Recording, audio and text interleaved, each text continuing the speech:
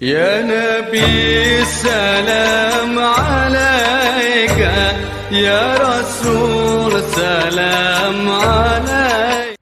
Bismillahirrahmanirrahim. Assalamualaikum warahmatullahi wabarakatuh. Allahumma salli wa sallim wa barik wa azim ala habibina wa syafina wa qurrata ayunina Sayyidina Muhammad wa ala ali Sayyidina Muhammad.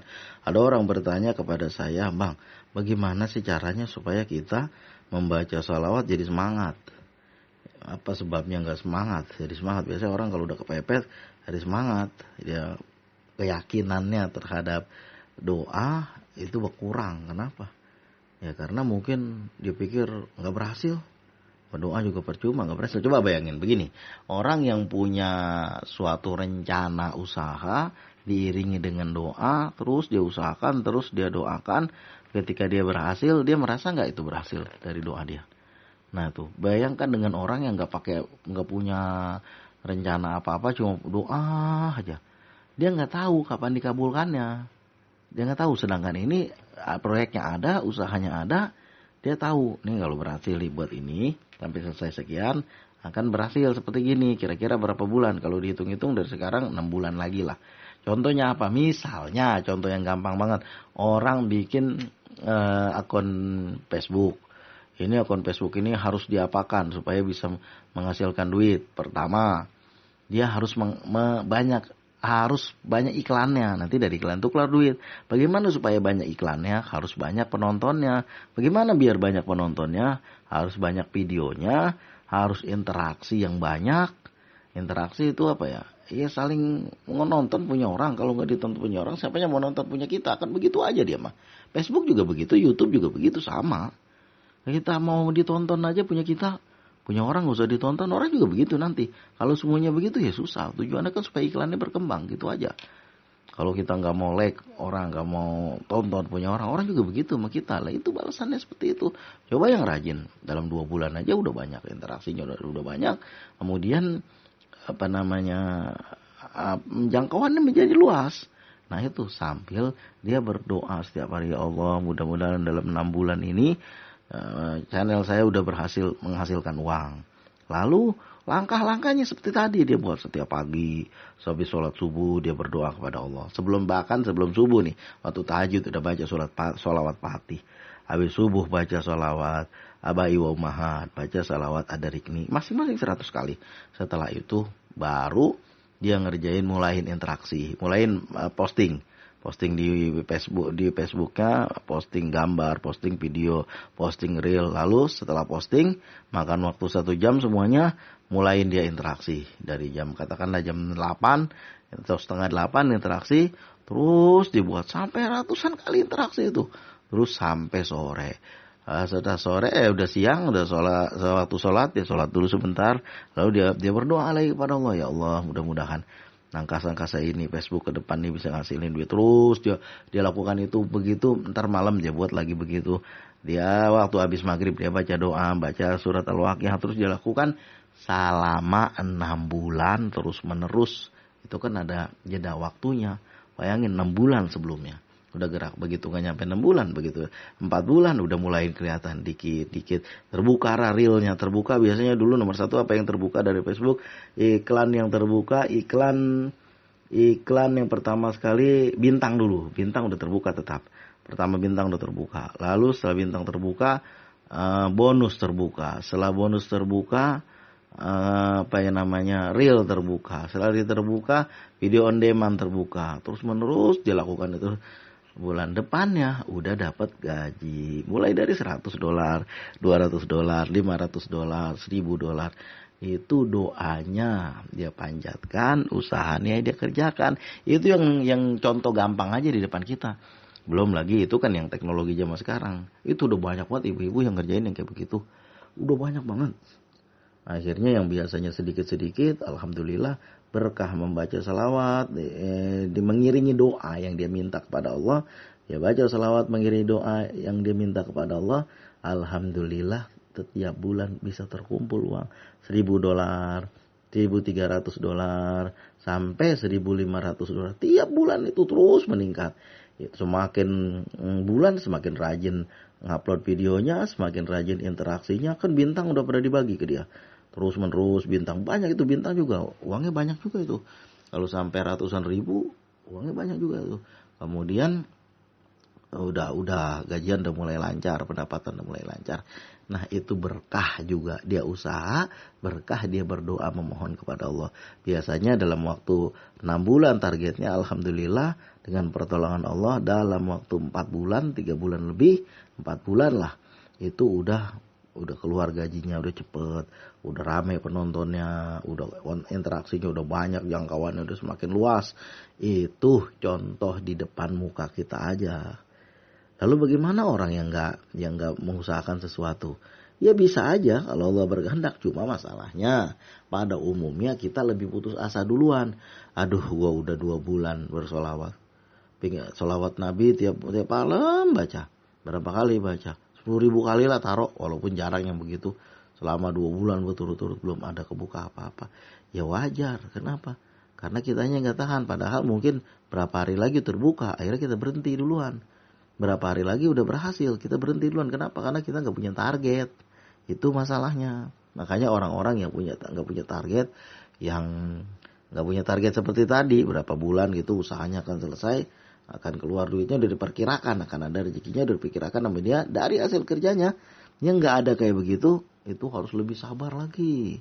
Kita nggak tahu kapan kita, istilahnya kalau kita berlayar nih, kita nggak tahu mau nyampe pulau mana. Kita berlayar di tengah lautan samudra yang ada air aja.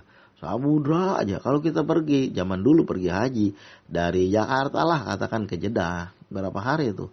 40 hari lah katakan. 45 hari, 47 hari.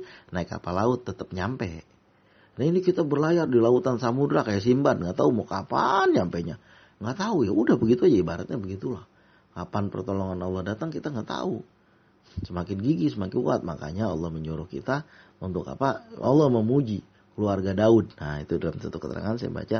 Karena dia bekerja dengan tangannya. Urusannya harus ada. Rasulullah juga mengajarkan kita untuk bekerja. Karena beliau juga bekerja.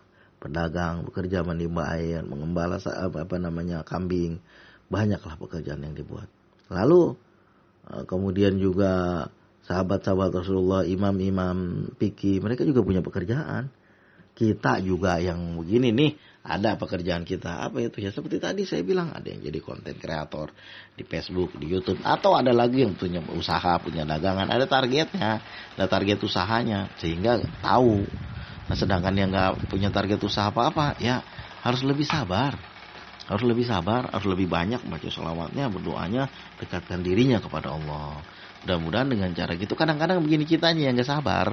Nggak sabar kita, aduh udah 2 bulan udah nggak sanggup lagi nih, udah capek, udah nggak ada gunanya lah deh, seolah-olah nggak ada gunanya. Ya karena apa? Karena kitanya nggak sabar. Beda dengan orang yang ada usahanya, dia tahu walaupun gagal tapi jalan-jalannya udah dilalui. Berapa interaksi dicatat setiap hari, berapa interaksi harus saya lakukan, 300 kali interaksi setiap hari.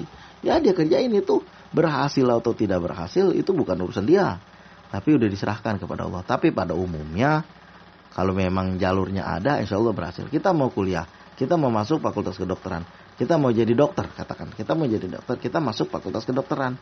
Lalu kita belajar mulai dari pertama fisika, semester 1 ya, fisika, kimia, biologi, anatomi 1, semester 1 kita ikutin. Terus kita ikutin terus sampai belajar farmakologi. Kalau dulu ya zaman saya, zaman tahun 1997 98 begitu. Kalau sekarang udah berubah lagi sistemnya.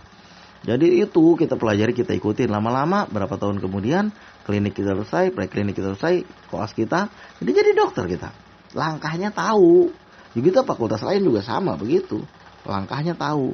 Sedangkan yang putar-putar aja, kayak kita mau pergi naik pesawat.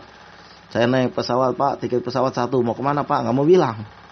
Pokoknya tiket pesawat 1, ya nggak bisa dikasih, yang mau kemana, baginya mau kemana, tujuannya kemana. Nah itu yang nggak ada sama kita. Akibatnya apa? Kita berputar-putar aja di situ. Maunya ngarepin supaya urusannya selesai. Pokoknya target urusan selesai. Ya iya, target urusannya selesai. Dapat uang kalau bisa besok. Nggak bisa hari ini. Cuma langkahnya yang kita buat. Maunya keajaiban turun dari langit karena bisa begitu. Sedangkan amalannya nggak ada. Sedangkan ibadahnya malas. Baca selawatnya nawar mulu.